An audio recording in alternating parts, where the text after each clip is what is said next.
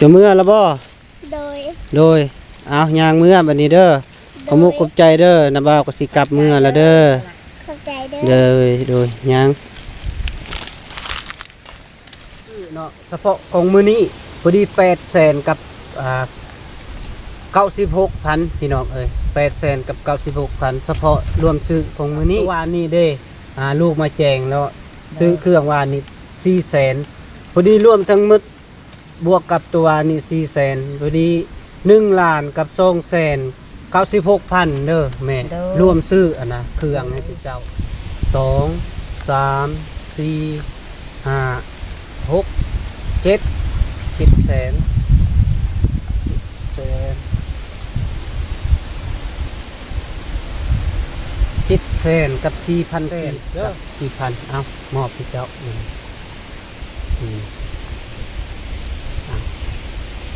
เอา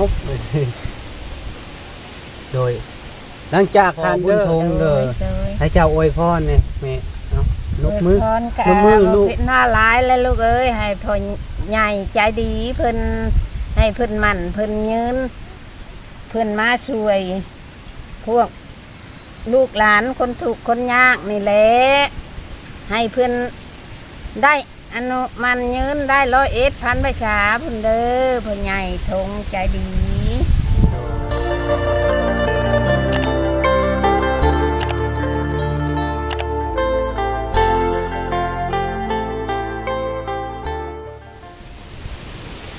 ครับทักทายสบายดีและสวัสดีพ่อแม่พี่น้อง FC เบิร์ดสุขูสุคนเนาะทางฝั่งไทยฝั่งลาวหรือว่าต่างประเทศนำเด้อเนาะการยินดีตอนรับเข้าสู่ซองของเบาแก้วชาแนลคือเก่าพี่น้องเอ้ยมื้อนี้เบาแก้วกามาหาน้องๆเพิ่นพี่น้องเอ้ยกับแม่ตู้คือเก่าพี่น้องเอ้ยนี่ก็ได้ก็ญาติเวลามาคือเก่าเนาะพี่น้องแล้วก็เบาแก้วก็สิซื้อเบาแก้วซื้อประเภทคงอยู่คงกินให้น้องๆเพิ่นแล้วก็เสื้อผ้าพร้อมพี่น้องเอ้ยแล้วก็สิมาแจ้งทางพ่อแม่แล้วก็ FC แล้วก็ทางพ่อใหญ่ใจดีที่ใจบุญเนาะที่พาเงินมาให้น้องๆหั่นเนาะแล้วก็สิมาแจ้งแล้วก็แจ้งที่ว่าเบาแก้วซื้อเครื่องเนาะประเภทเครื่องนุ่งเครื่องห่มและของกินนี้แล้วก็เบาแก้วกับสีสรุปเนาะเป็นเงินแล้วก็ภาคส่วนเงินที่เหลือเบาแก้วกับสีมอบให้แม่ตู้คืนพี่น้องเนาะอยากให้แม่ตู้ซื้อเครื่องหรือว่านุ่มให้น้องๆอีกต่อไปนะเนาะพี่น้องเนาะเอาโอเคเนาะพี่น้องถือว่าติดตามชมไปนำกันเนาะพี่น้องเนาะตอนนี้บ่าวแก้วกับฝากบอกมีชายคนหนึ่งเนาะที่ว่าให้เพิ่นไปบอกน้องๆเพิ่นออกมาหาบ่าวแก้วว่าสั่นเนาะพี่น้องเนาะแล้วก็ทางแม่ตู้นำเนาะแล้วก็ฝากส่วนเครื่องกับลายเติบเนาะพี่น้องเนาะบ่าวแก้วก็ซื้อมาเลยทางรถจักรของเบาแก้วเนาะพี่น้องเบาแก้วกับมัดทางก้นนั่นแหละพี่น้องเอ้ยเพราะว่าเบาแก้วบุมีรถใหญ่แล้วก็บุกบืนทางรถจักรนี่แหละพี่น้องเนาะเอาโอเคเนาะมิแต่ว่าเบาแก้วก็รอท่าไม่ตู้กับน้องๆเพิ่นเนาะจะสิมาฮอดยามใดเนาะพี่น้องเนาะโอเคเนาะสบายดีเด้อสบายดีลูกโดยพ่อแม่พี่น้องเพราะว่าตอนนี้กับเพิ่นกับมาฮอดแล้วพี่น้องเอ้ยแล้วก็ย่างมาที่พุ่นย่างลัดทางพี่บ่นั่งย่างลัดขึ้นเด้อมีครัวบ่แล้วลูกย่างน้ำเพียงย่างน้ำบ่โดยเจ้าบ่ได้เปียกบ่ส่งเจ้านะลูกแกะออกแม่นโอ้กับบ่มีหยังมื้อนี้ก็ทางน้ำบ่าวก็สิมาซื้อเครื่องมาให้อีกกันนะมาซื้อตืมแล้วก็มาสรุปเงินกับน้ำบ่าวสิมอบเงินให้เจ้าวันนี้นะโอเคมีแต่ว่าเขาไปร่วมกันอยู่พุ่นเนาะไปคุยกันเป็นจังใดก็จึงว่ากันเนาะพอแก้วก็สิ เอาเครื่องเตรถในลงมาปะต่อหน้าแม่ตู้กับหลานนี่แหละพี่น้องเอ้ยแล้วก็ได้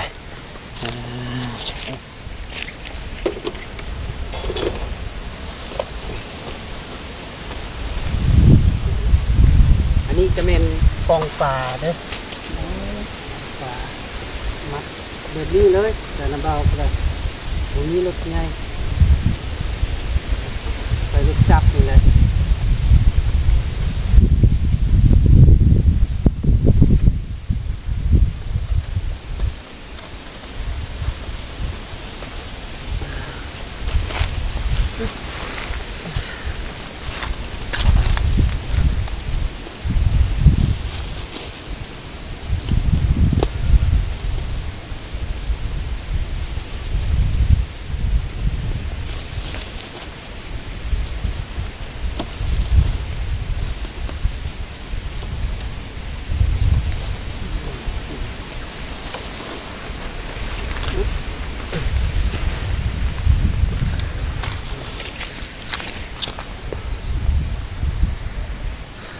สบายดีป่าลุงอีกเทื่อนึงลูก สบายดี เลยสบายดีลูก เลยบอกเป็นอันนี้ก็ทั้งพ่อแม่พี่น้องแล้วก็พอที่ฝากเงินมาให้เนาะจำนวน2 ล้านคลิปพี่น้องเอ้ยแล้วก็สิมาแจ้งมันนี้มาแจ้งทางแม่ตู้ได้ฮู้แล้วก็ได้แจ้งทาง FC แล้วก็ทางพอใจบุญที่พาเงินมาให้เนาะแล้วก็สิมามอบเครื่องนี้แล้วก็สิมาสรุปเงินที่บ่าวแก้วซื้อมาเนาะกับตัวหวานนี้กับมือนี้แล้วก็ผักส่วนเงินที่เหลือแล้วก็สิมอบให้แม่ตู้เอาเก็บไว้แล้วมื้อนี้เนาะพี่น้องเนาะแล้วก็โอเคมิแต่ว่าบ่าวแก้วก็สิอ่านเป็นรายการให้เนาะอันนี้เครื่องที่เงินที่เพิ่นฝาก2 ล้านกีบเด้อแม่ตู้แล้วก็ลูกนี่ซื้อเครื่องมาให้แต่เจ้าวันนี้เนาะเครื่องนี่แล้วก็ประเภทเครื่องกินอันนี้ก็มีอย่างนี้แหละแล้วก็ป้องปลาว่าซั่นแล้วก็เครื่องนุ่งอีกล่าซื้อมาเพิ่มอีกเนาะเพราะว่านี่มันเครื่องแขนสั้นเนาะอันนี้มันเป็นเครื่องแขนยาวอันนี้นะเครื่องนุ่งเป็นนะวันนี้เนาะสำหรับคอยซื้อมือนี้เด้อสิมาแจ้งเนาะให้พี่น้องๆนี่เห็นทาง FC แล้วก็ทางคุณยายที่บุญเพิ่นเนาะแล้วก็บ่าวแก้วซื้อป้องปลา2 แพ็คพี่น้องเอ้ยแล้วก็เป็น270,000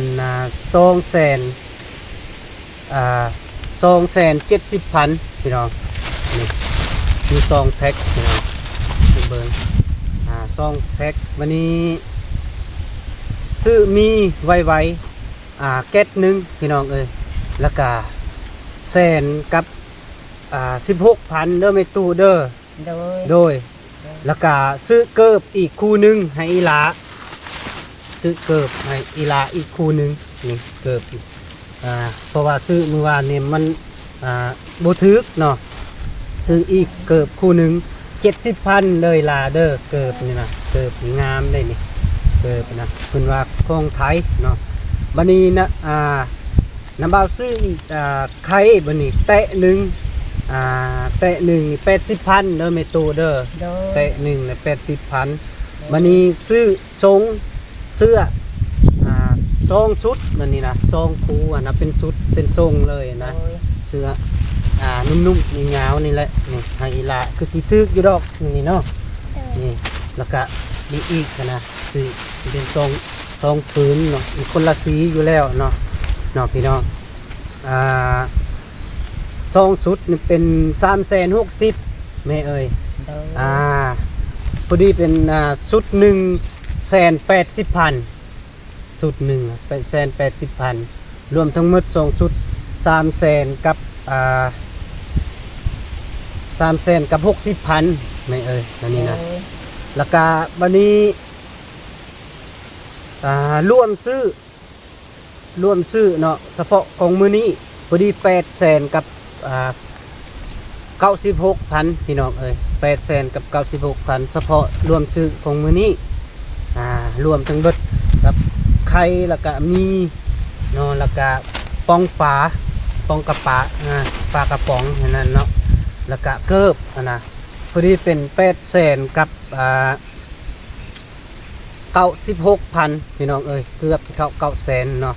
บัดนี้896,000นี่ก็มาบวกกับตัวนี้เด้ลูกมาแจงแล้วซื้อเครื่องวานนี่400,000พอดีรวมทั้งหมดบวกกับตัวนี่400,000พอดี1ล้านกับ296,000เด้อแม่รวมซื้อนะเครื่องให้เจ้านะประเภทเครื่องกินนะแล้วก็เครื่องนุ่งนะพอดีล้าน296,000ผักส่วนเงินที่ยังเรือพอดี700,000กับ4,000กีบเด้อแม่เด้อแล้วก็โดยกับเครื่องที่ว่าเงินที่เรือนี่ก็จะมอบให้เจ้าเด้อบัดนี้เด้อมีหยังกะคันว่านมเบิดนมมีลานี่เบิดมิแต่ว่าเจ้าซื้อให้เพิ่นบัดนี้เด้อลูกมามอบให้เจ้าหลายๆบัดนี้ได้เรื่องเงินนะอันนี้เด้อพี่น้องเด้อถือว่าเฮาเบาแก้วสิมาแจ้งอยากให้ทางพ่อธงเพิ่นฮู้เนาะพ่อบุญธงเพิ่นเนาะพี่น้องแล้วก็ทาง FC อีกเนาะอยากให้มาแจ้งให้ละเอียดเนาะส่วนเบาแก้วก็แจ้งให้ละเอียดอันนี้ก็เม่นทางห้านเพิ่นเด้อนะจดเด้อเพราะว่าเป็นรายการนี่เบาแก้วจะให้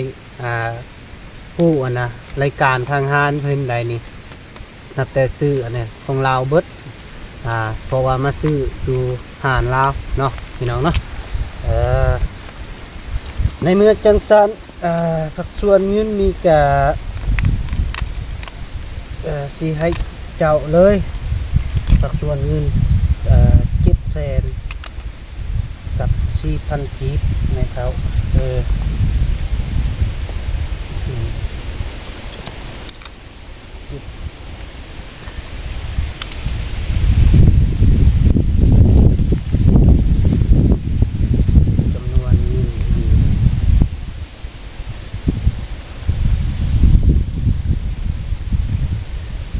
1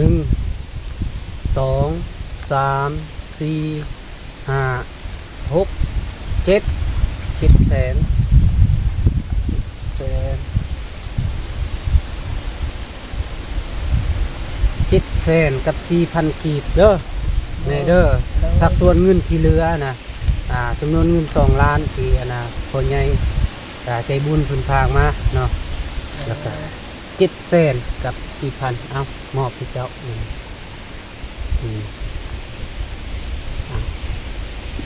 เอา โดย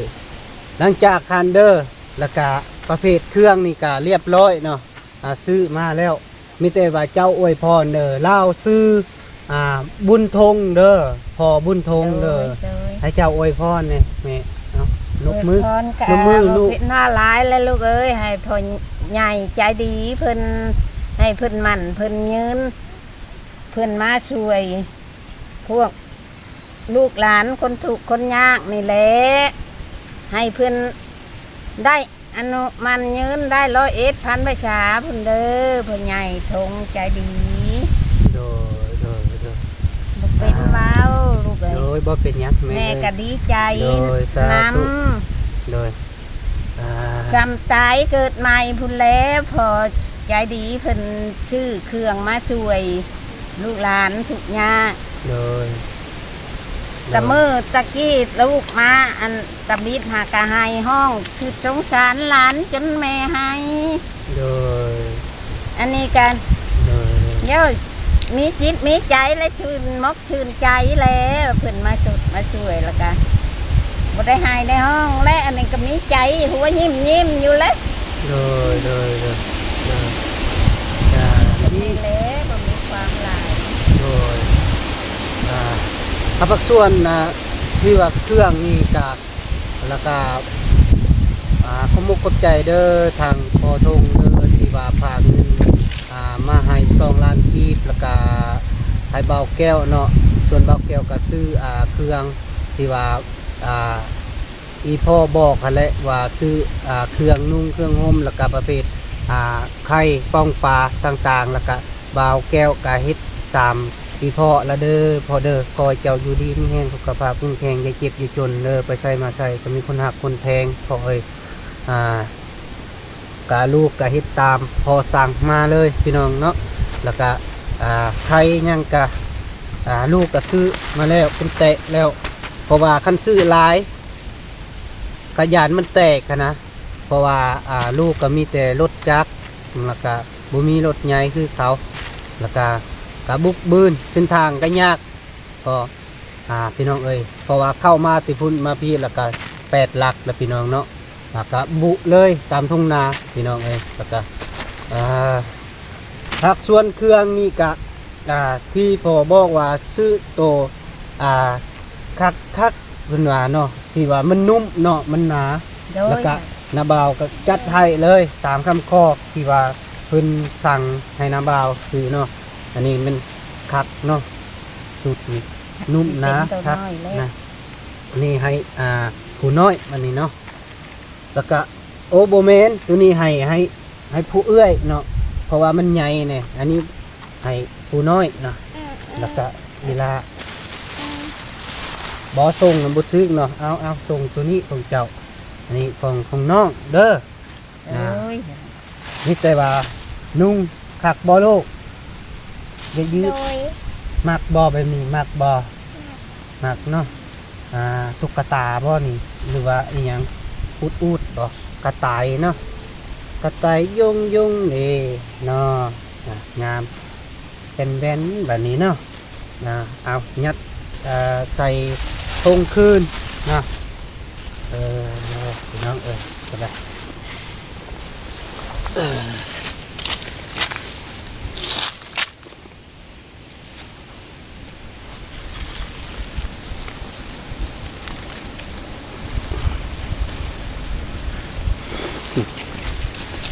แล้วก็สีมาเปิดเลยเนาะแล้วก็มอบให้เจ้าอันนี้เป็นป้องปลา3 ไม่คั่ว3 ไม่คั่วนี่ก็แพงเติบได้ไหมเนาะพอดีเบิ่ง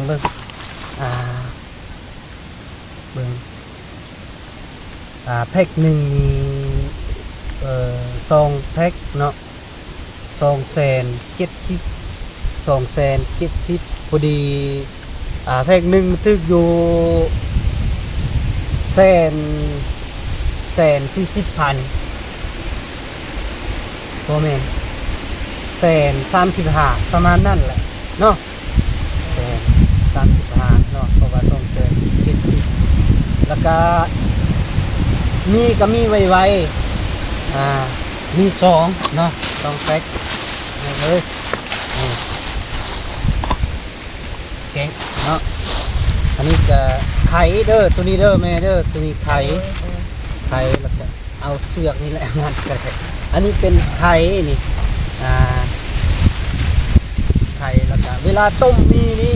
อันนี้มีแกะนึงแม่แล้วก็ให้แม่ตู้เนาะเวลาต้มมีต้องใส่ไข่เด้อเวลาต้มนะต้มให้ล้านกินนะแล้วก็ใส่ไข่พร้อมหรือว่า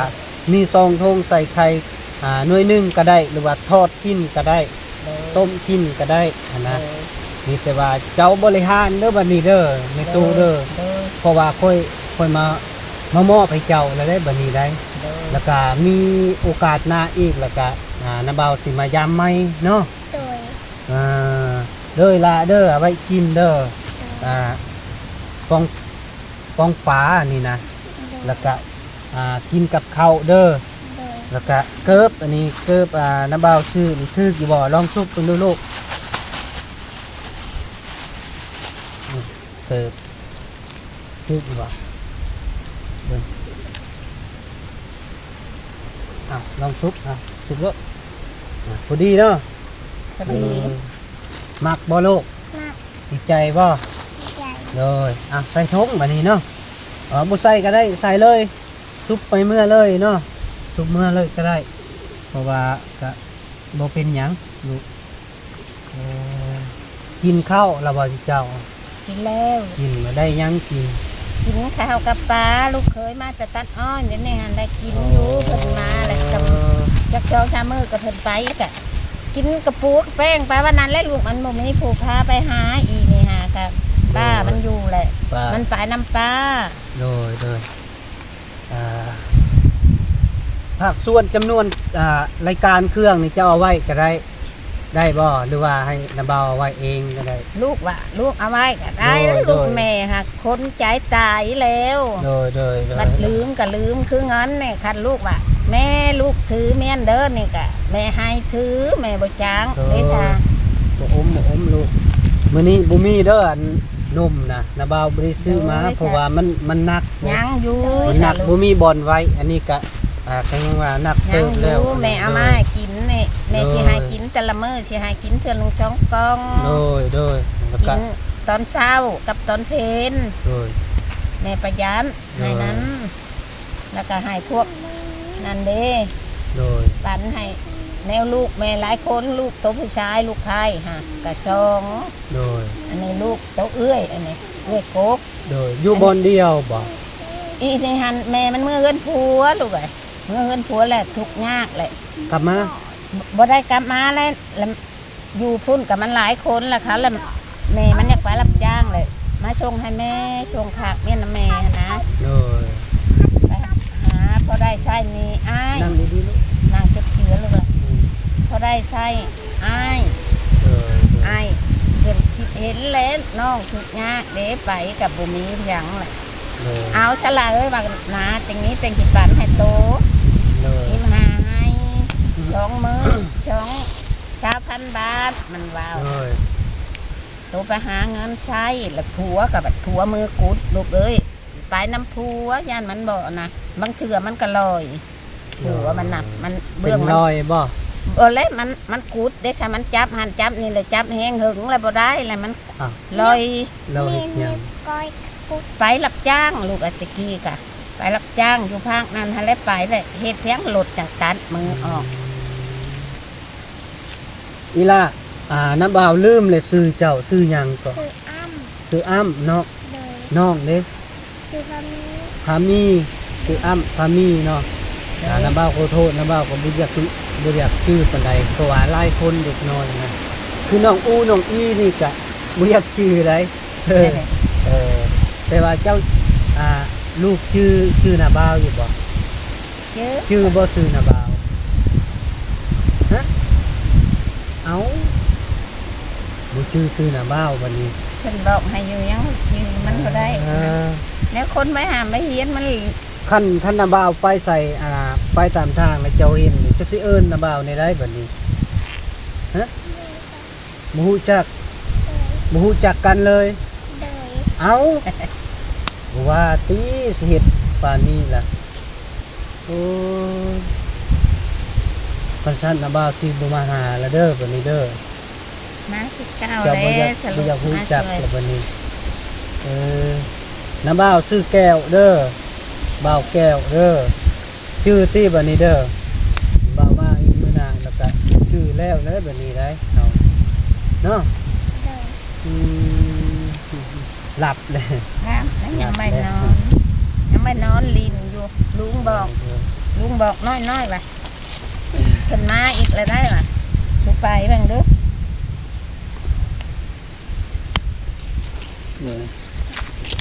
เอาอยู่ดีๆล่ะจึ๊บเอามิแต่ว่าจังสั้นละเด้อแม่เด้อแล้วก็มิแต่ว่าเจ้าเอาเมื่อเนาะคันเจ้าเอาเมื่อบ่ได้แล้วก็คันมีผู้ใหญ่อยู่พุ่นเจ้าก็เมื่อบ่ นี่ลูกเคย โดยแล้วก็เมื่อบ่ให้เพิ่นมาเอา เด้อ แล้วก็